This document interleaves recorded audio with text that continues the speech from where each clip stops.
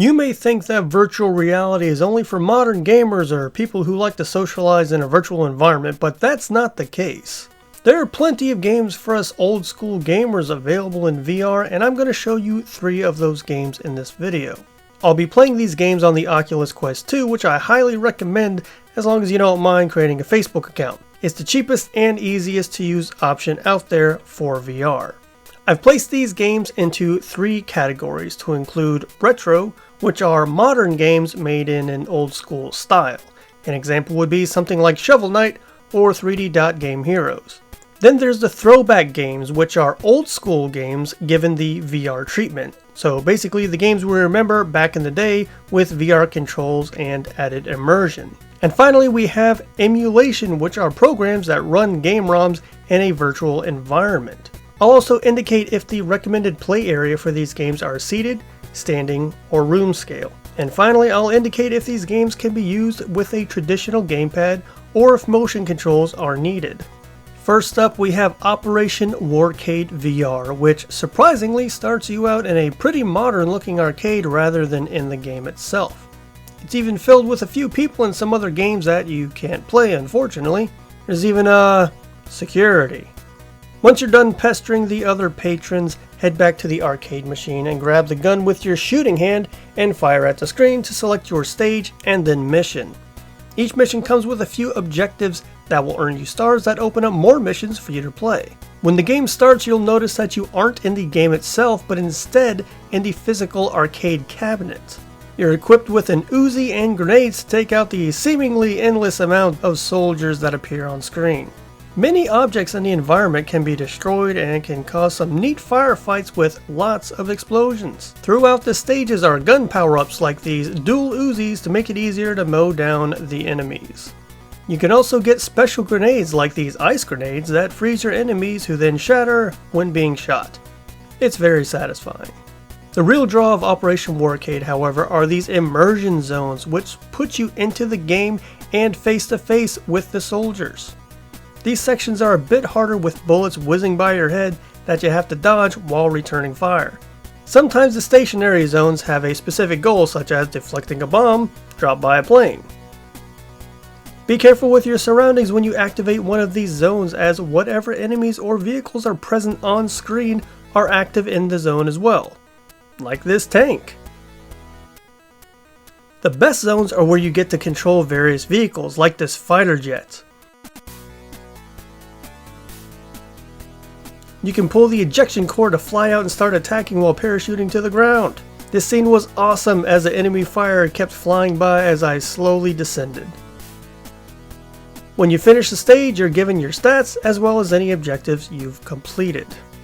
If you're a Doom fan, you've probably heard of ZDoom, which allows you to mod and add a ton of options with games that use the original Doom engine. This Oculus Quest port is no different, except that the player is placed into the Doom games to face the demons in person. I should start by saying ZDoom was the first VR game that made me nauseous while playing. The smooth movement and turning took me a bit to get used to, but once I got over my VR sickness, ZDoom became one of my favorite VR programs to use. You move with the control sticks, you can crouch and jump, and you also have this handy map that you can use at any time to help if you get lost. You can play through the games with the original sprites and music for that authentic feel if you wish, but you have so many options available to you, like having 3D modeled weapons and items. You can also choose to have 3D monsters as well, but these don't fit too well with the Doom-like atmosphere in my opinion. And yes, Brutal Doom is available as well with its own 3D weapons pack and effects. As satisfying as it is to turn a demon into a pile of bloody chunks, it doesn't come close to doing it in VR. You can play other map packs as well, such as Wolfenstein 3D. It even has a more modern Brutal version with updated textures and effects. There's also Castlevania Simon's Destiny, which puts you into Dracula's castle filled with your run-of-the-mill enemies such as bats, zombies, and skeletons who insist on throwing bones at your face.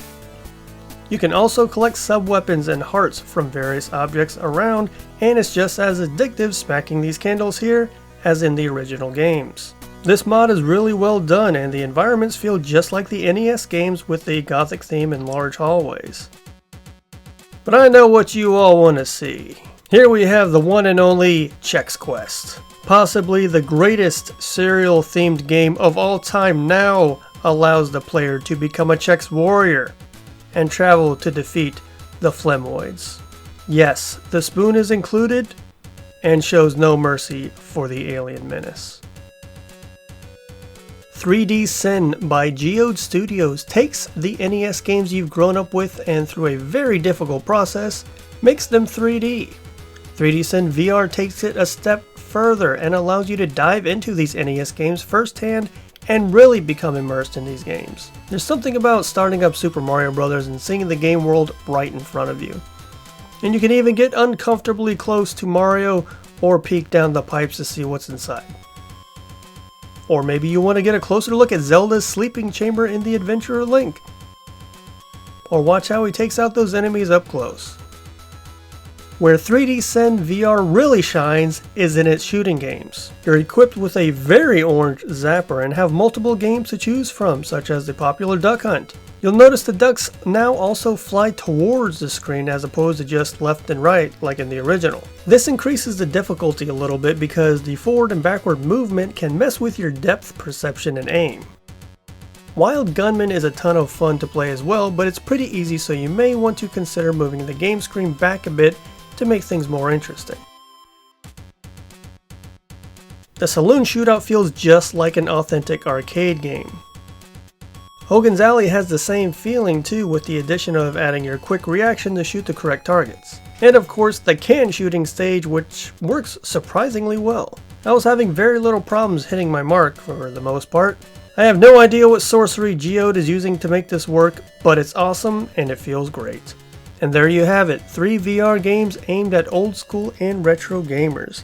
This just shows that even on modern hardware, there's still a huge interest in these games, and that these games can live on even in virtual reality. I have plenty more of these to show you guys, so if you enjoyed this video and want to see more, feel free to leave a like and comment down below. That's it for me, so as always, thank you guys so much for watching, and I'll see you next time.